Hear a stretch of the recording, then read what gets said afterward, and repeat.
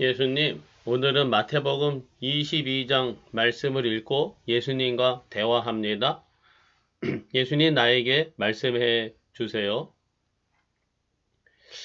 이 마태복음 읽어 나가면서 예수님과 대화 이렇게 하다 보니까 예수님이 나에게 좀 이 말씀을 가르쳐 주시나? 성경 말씀을 가르쳐 주시는구나. 뭐 이런 생각도 좀 들어요.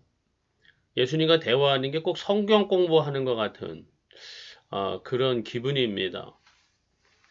저는 새벽 기도를 인도하지 않다 보니까 이렇게 성경 한 장씩이라도 좀 꾸준히 이렇게 차분하게 묵상하면서 읽는 게 좀 덜 하게 되는데, 이렇게 예수님과 대화하면서 한 장씩 말씀을 읽어 나가다 보니까 말씀을 좀 차분하게 읽고 묵상하고 예수님께 또 대화하고 하면서 이 성경 공부가 좀 되는 것 같아요. 목사로서의 이런 성경 공부가 제가 좀 부족했죠, 사실.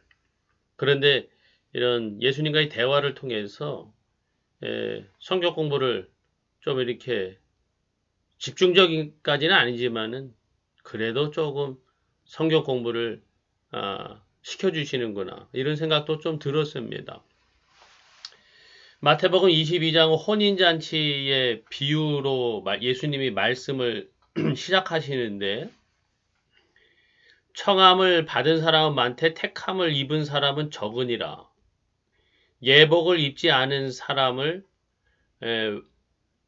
이제 밖으로 쫓아내라.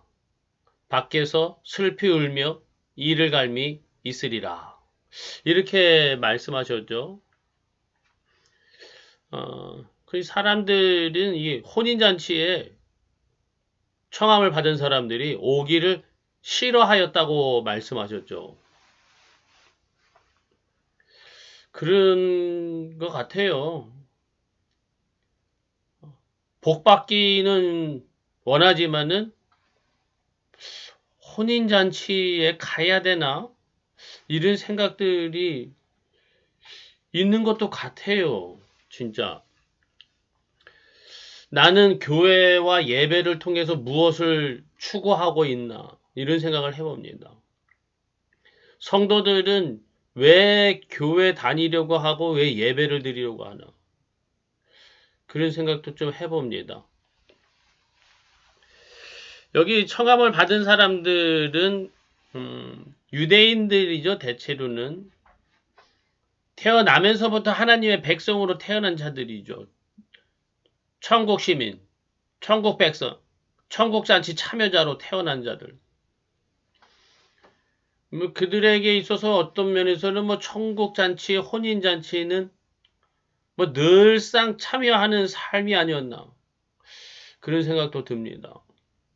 저도 마찬가지죠. 신앙은 아니지만은 취학 이전부터 교회 다니고 예수님 믿고 그렇게 살아오다 보니까 뭐 교회와 예배, 하나님 나라 뭐 그렇게 특별하지도 않고 그냥 그러려니 해요. 어떻게 보면 우리나라도 이제 예수님 믿은 지 100년이 훨씬 넘어가고 교회가 크게 성장하고 부흥하고 했던 시기를 지나다 보니까 교회, 예배, 특별히 그렇게 뭐 큰 기대감이 없는 것 같아요. 오히려 교회 밖에서 일어나는 일들, 세상에서 일어나는 일에 뭐 좀 새로운 거 없나? 신나는 거 없나? 좀 나한테 크게 좀 이익될 게 없나? 오히려 세상 일에, 세상 잔치에 더 관심이 가는 게 이렇게 된 것 같아요.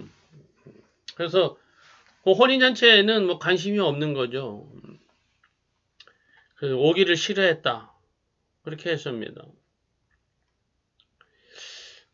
근데 이제 아무 데나 가서 길거리에서 아무나 데리고 와라. 그렇게 하니까 막 사람들을 데리고 왔는데 예복을 입지 않은 사람이 들어왔다. 그 사람을 내쫓으라. 내던지라. 슬피 울며 이를 갈게 되리라. 참 심각한 얘기죠. 예복을 입지 않으면 내쫓긴다. 이런 말에 좀 사람들이 마음에 이 두려움을 느껴요. 저도 걱정이 막 이런 말을 읽으면은 말씀을 읽으면은 내가 혹시 죽어서 예수님 앞에 갈 때에 내쫓기면 어떡하지? 이런 막 근심이, 걱정이, 불안함이 막 생기거든요. 제가 좀 원래 불안이 많아요. 그러니까 이런 말을 들으면은 막 걱정되죠. 불안해져요. 왜 이렇게 말씀하셨나? 이런 생각을 해봅니다. 예복이란 무엇인가? 예복이 뭐다? 예수님이 그렇게 말씀을 해주시질 않았어요. 그래서 더 힘든 거예요. 예수님 예복은 무엇입니까? 근데 그 뒤편에 이제 이어서 바로 이어지는 그 이야기가 말씀이 예수님께 질문을 합니다.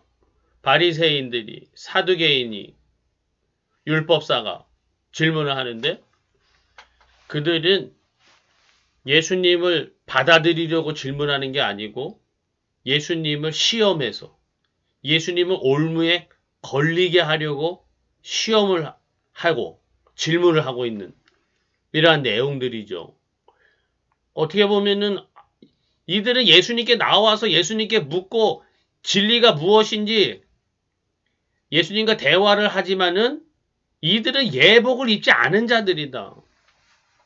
이런 자들이 예복을 입지 않은 자들이다. 이렇게 말씀하시는 것 같아요.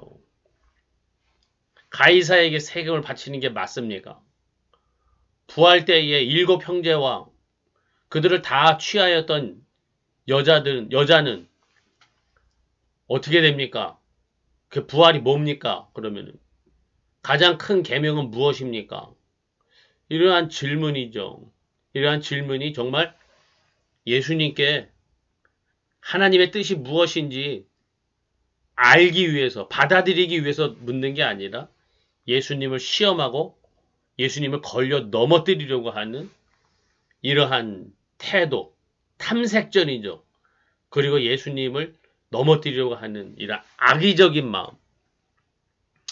믿음이 없는 거죠, 한마디로. 예수님을 모셔드리고 믿어야 되는데 믿음이 없는 거. 그냥 어떤 면에서는 예복이라는 게 믿음인 것 같아요. 예수님이 오히려 이제 한마디 묻습니다. 그러면은 그리스도가 누구의 자손이냐? 메시아가 너희들이 메시아를 기다린다 하는데 다윗은 어찌하여 그리스도를 주라고 주님이라고 칭했느냐? 시편에서 그리스도가 메시아가 다윗의 자손이라면 다윗을 주님이라고 칭할 수가 없는 거죠. 그리스도는 하나님의 아들이시고 하나님과 동등하신 분이시다는 것을 너희들이 왜 받아들이질 못하느냐. 지금 그리고 그 메시아가 바로 여기 너희들 앞에 계시다. 이거를 왜 받아들이지 않느냐. 예수님 그것을 말씀하시고 예수님을 주인으로 하나님의 아들로 메시아로 받아들이지 않는 것이 예복을 입지 않은 것이다. 이렇게 말씀하시는 것 같아요. 이렇게 생각하니까 제가 좀 마음이 편해졌어요.